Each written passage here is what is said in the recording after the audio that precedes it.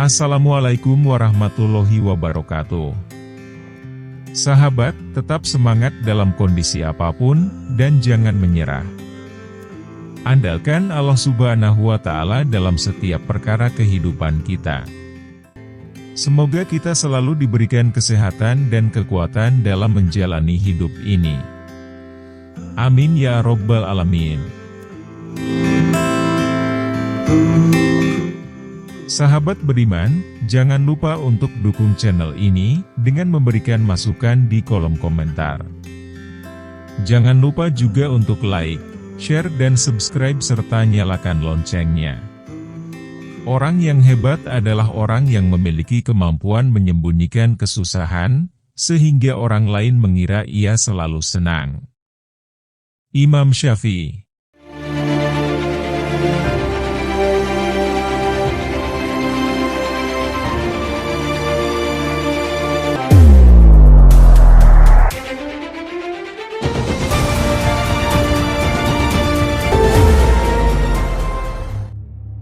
Kisah kali ini akan bercerita mengenai penderitaan Sayyidina Bilal bin Rabah al-Habsyi radhiyallahu anhu saat masuk Islam.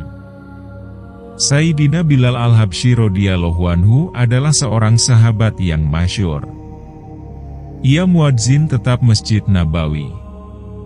Semula ia seorang budak milik seorang kafir, yaitu Umayyah bin Khalaf. Kemudian ia memeluk Islam yang menyebabkannya banyak menerima berbagai siksaan.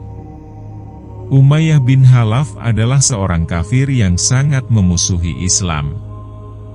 Ia membaringkan Sayyidina Bilal radhiyallahu anhu di atas padang pasir di siang hari yang sangat panas, di bawah terik matahari sambil meletakkan batu besar di dadanya, sehingga Sayyidina Bilal radhiyallahu anhu tidak bisa bergerak.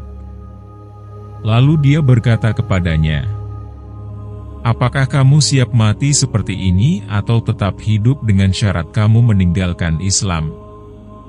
Dalam keadaan seperti itu, Sayyidina Bilal radhiyallahu anhu hanya berkata, "Ahad, Ahad." Malam hari, ia dirantai dan dicambuk terus-menerus sehingga badannya penuh luka. Esok harinya, dengan luka itu ia dijemur kembali di padang pasir yang panas sehingga lukanya semakin parah. Tuannya berharap ia akan meninggalkan Islam atau menggelepar mati. Orang yang menyiksa Sayyidina Bilal radhiyallahu anhu sampai keletihan, sehingga perlu bergantian. Kadangkala Abu Jahal, Umayyah bin Khalaf, dan terkadang orang lain. Setiap orang berusaha menyiksanya sekuat tenaga. Ketika Sayyidina Abu Bakar radhiyallahu anhu melihat penderitaan Sayyidina Bilal radhiyallahu anhu, dia membeli Sayyidina Bilal radhiyallahu anhu dan memerdekakannya. Orang-orang musyrik menjadikan berhala sebagai sesembahan, sedangkan Islam mengajarkan tauhid. Inilah yang menyebabkan dari lisan Sayyidina Bilal radhiyallahu anhu selalu terucap, "Ahad, Ahad." Hal itu karena hubungan dan cintanya yang tinggi terhadap Allah Subhanahu wa Ta'ala. Karena cintanya kepada Allah Subhanahu wa Ta'ala inilah Sayyidina Bilal radhiyallahu anhu didera dengan segala siksaan. Ia diserahkan kepada anak-anak Mekah untuk diarak di lorong-lorong. Akan tetapi, dari bibirnya selalu terucap, "Ahad, Ahad." Dengan pengorbanannya itu, dia mendapat kehormatan sebagai muadzin baginda Nabi Shallallahu Alaihi Wasallam. Baik ketika tinggal di Madinah maupun dalam perjalanan. Setelah baginda Nabi Shallallahu Alaihi Wasallam wafat, dia tinggal di Madinah untuk beberapa lama. Akan tetapi, karena melihat baginda Nabi Shallallahu Alaihi Wasallam sudah tidak ada di tempat, sulit baginya untuk terus tinggal di Madinah Thayyibah. Oleh karena itu, ia berniat menghabiskan sisa hidupnya untuk berjihad di Syam. Dia pun berangkat berjihad dan beberapa tidak kembali ke Madinah. Suatu ketika, ia bermimpi berjumpa dengan baginda Rasulullah Shallallahu Alaihi Wasallam.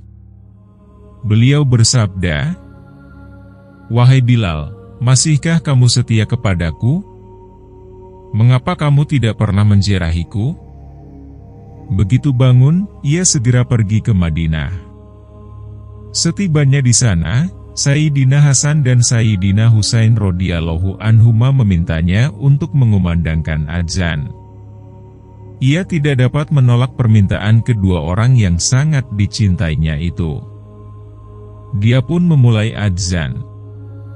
Tatkala suara azan seperti pada masa hidup baginda Rasulullah Shallallahu Alaihi Wasallam sampai di telinga penduduk Madinah, Madinah pun gempar.